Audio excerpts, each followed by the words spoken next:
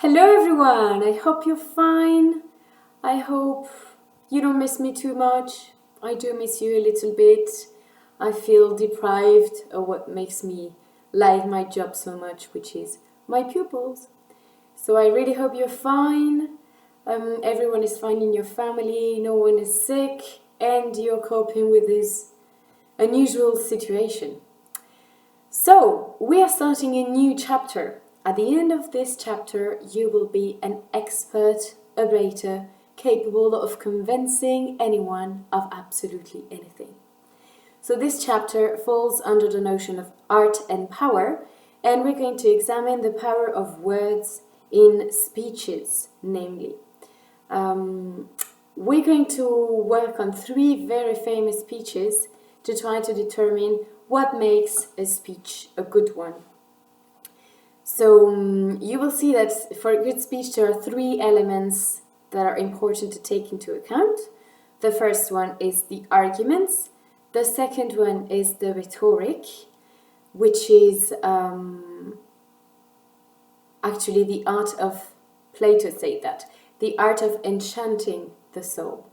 It means rhetoric is the way you're going to play with words in order to appeal to the imagination of the audience and hence persuade your audience, manipulate his will. And finally, the last element is the intonation, which is both the rhythm of your speech and the tone of your words. So we're going to work, as I was saying, on 3 famous speeches. You will find everything below. So there are 3 sections in the chapter. Each section corresponds to 1 speech. For each speech, you will have a few documents available for download. The first one will be the audio version of the speech. Then you will have the script, the written version of the speech. Then you will have a set of exercises to do on the speech, a few exercises on language practice, so either a little bit of grammar or exercises of pronunciation or rhetoric and style. And finally, 1 transitional task to prepare for your final task. Your final task will be, obviously, to write and deliver a speech.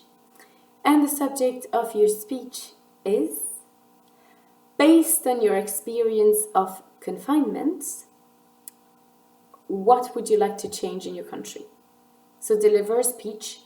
I hope this will come at the end of the confinement, so it will be perfect for your speech. So based on this experience of a few weeks contained on the lockdown at home, what would you like to change in your country? So that's it. Everything is below in the chapter section. You can ask me any question thanks to the instant messaging, and that's it. No, one last thing. Remember when I told you to keep a little diary of your confinement experience?